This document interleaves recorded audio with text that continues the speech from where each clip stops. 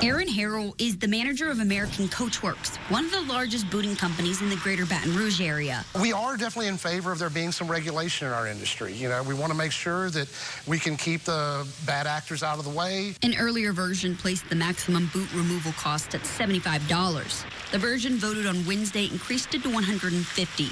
Councilmember Rowdy Goday says the increase came after he spoke to those in the booting industry. Harrell says $75 was too low and would put many booting companies out of business, saying it would in turn hurt vehicle owners. A lot of the booting companies actually go out of business, and then the tow trucks just come back out.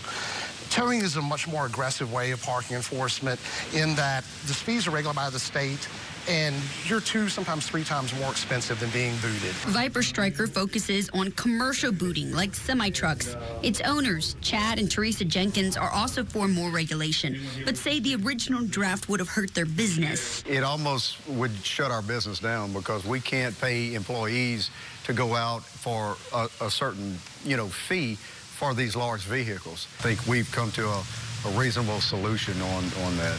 The ordinance also includes language about the signage in lots where booting occurs, insurance requirements, and gets rid of the booting fee if the company doesn't show up within 60 minutes of a removal call. American Coachworks owner Ann Spink says the company places around 150 boots a month in East Baton Rouge alone, and says she would like to see the maximum cap raised higher than $150. I'm going to address the elephant in the room, and that's the rates.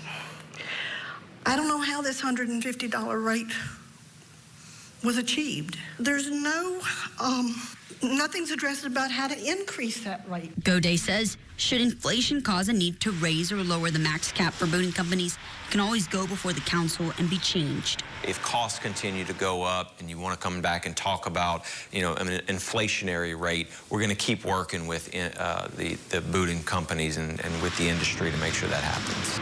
The new laws go into effect 60 days from today. Michael.